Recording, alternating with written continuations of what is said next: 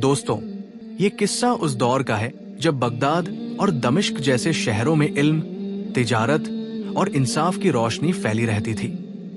खजूर के बागों, पत्थर और मिट्टी के मकानों और सुनहरी रेत के बीच एक छोटी सी रियासत थी, फराहपुर। इस रियासत पर एक नेक दिल और खुदातर्ज बादशाह सैफुद्दीन हुकूमत करता था। बादशाह न केवल अपने महल बल्कि मस्जिद और बाजारों में भी जाता, लोगों की बातें सुनता और उन्हें न्याय देता। बादशाह के पास कई वजीर थे। उनमें सबसे करीबी और भरोसेमंद था सुलेमान। सुलेमान पहले सादा मिजाज, ईमानदार और मेहनती था। गरीबों की मदद करना, बाजार में नापतोल देखना, करों में इंसाफ करना, ये सब उसी के जिम्मे था।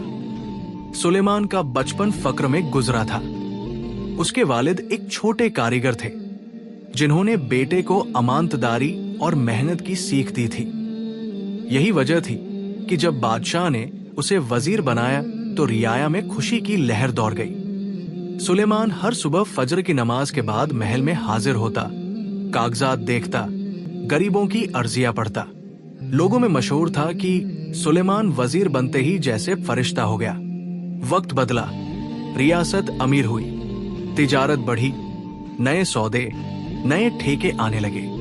सुलेमान के हाथ में बहुत सी तवज्जो और ताकत आ गई। पहले तो उसने ईमानदारी रखी, लेकिन फिर उसके आसपास कुछ ऐसे लोग इकट्ठे हो गए जिन्होंने उसे लालच और घमंड के रास्ते पर डाल दिया। उसकी बीवी रुखसाना भी अब ऐशोराम की शौकीन हो गई। महलों में सोने चांदी के बर्तन, फारसी कालीन, मोतियों के गहने आने लगे। धीरे धीरे सुलेमान गरीबों की फरियाद टालने लगा, अमीर व्यापारियों के सामने झुकने लगा। रियासत के किसान अब कहने लगे, हमारा वजीर बदल गया है। बादशाह सैफुद्दीन को कुछ कुछ एहसास होने लगा। उसने गुप्त तौर पर बुजुर्ग काजी और 2 अमीन सरदारों को निगरानी का काम सौंपा। सुलेमान की हरकतें, उसके घर की अचानक दौलत, उसकी फाइलों में बदलाव, सबका रिकॉर्ड रखा जाने लगा।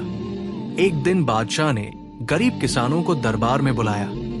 उन्होंने शिकायत की, हुजूर, हमारा हक हमसे छीना जा रहा है। वजीर के दरबार में हमें सुना नहीं जाता। सुलेमान का अपने बेटों और घरवालों से भी रुख बदल गया। पहला बेटा अब्बास, जो गरीबों को खैरात देता था, अब बाप की तरह घमंडी बन गया। रुखसाना ने भी गरीब रिश्तेदारों के आना जाना बंद कर दिया। महल में संगीत, शानो शौकत और दरबारों के रंगीन जलसे बढ़ने लगे। कई हफ्तों की जांच के बाद सुलेमान की इक़्तिदारी और रिश्वतखोरी के सबूत मिले। बादशाह ने दरबार बुलाया। दरबार खचाखच भरा था। काजी, सूबेदार, अमीन लोग और आम रियाया। बादशाह ने कहा, सुलेमान, मैंने तुम्हें अमानत सौंपी थी। तुमने गरीबों का हक खाया, इंसाफ के नाम पर खयानत की। अल्लाह की अदालत में सबको जवाब देना है, लेकिन इस दुनिया में इंसाफ होना भी जरूरी है। क्या तुम अपनी गलती मानते हो? सुलेमान के पास कोई जवाब नहीं था। उसकी आंखों से पानी उतरने लगा। उसने कहा, हुजूर, मैंने गुनाह किया है, मुझे माफ कर दीजिए। बादशाह ने भारी आवाज में हुक्म सुनाया, तुम्हारे सारे मालो दौलत जब्त की जाए, तुम्हें वजीर के ओहदे से हटाया जाए और रियासत से बाहर कर दिया जाए, ताकि हर कोई सीखे कि अमानत में खयानत करने का अंजाम क्या होता है। सुलेमान को दरबार से निकाल दिया गया। उसके महल, दौलत और ऐशो आराम सब छिन गए। अब वो उसी नगर के बाहर एक झोंपड़ी में रहने लगा। दोस्त जो उसके पैसों के लालच में उसके आसपास रहते थे, सब गायब हो गए। वो रातों को जाग कर रोता, अल्लाह से तौबा करता। एक दिन वही गरीब किसान जिनकी फरियादें उसने टाल दी थी, उसकी झोंपड़ी के बाहर खड़े थे। उन्होंने कहा, तुमने हमें तंग किया, मगर हम तुम्हारे लिए बद्दुआ नहीं करेंगे। अल्लाह तुम्हें हिदायत दे। सुलेमान ने उनके पांव पकड़े और कहा, मुझे माफ कर दो, मैंने अपना ईमान और ओहदा खो दिया। अब मैं तुम्हारे साथ ही रहूंगा। उसने थोड़े बहुत पैसे लेकर गरीबों की मदद शुरू की। धीरे धीरे लोग उसे फिर इज्जत देने लगे। मगर वजीर की कुर्सी और महल कभी वापस नहीं आए। सुलेमान ने आखिरी सांस तक गरीबों की मदद की। उसकी झोंपड़ी एक छोटी सी मदरसा बन गई जहां बच्चे पढ़ने आते थे।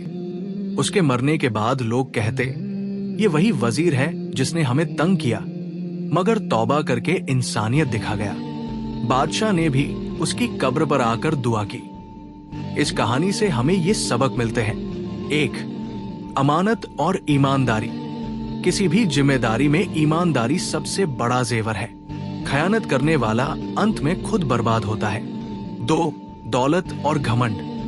दौलत और ताकत हमेशा टिकती नहीं, घमंड इंसान को गिरा देता है। 3. तौबा और सुधार। गलती के बाद तौबा और सुधार से इंसान को अल्लाह की रहमत मिल सकती है, लेकिन गलती का बोझ जिंदगी भर रहता है। दोस्तों, उम्मीद है कि एक नाफरमान वजीर का अंजाम की ये सबक आमोज कहानी आपके दिल को छू गई होगी। अगर आपको ये कहानी पसंद आई हो तो पुराने किस्से जैसे और किस्से सुनने के लिए हमारे चैनल को सब्सक्राइब करें, वीडियो को लाइक करें और अपने दोस्तों व रिश्तेदारों के साथ शेयर जरूर करें। आपकी राय और तजुर्बा हमारे लिए बहुत कीमती है।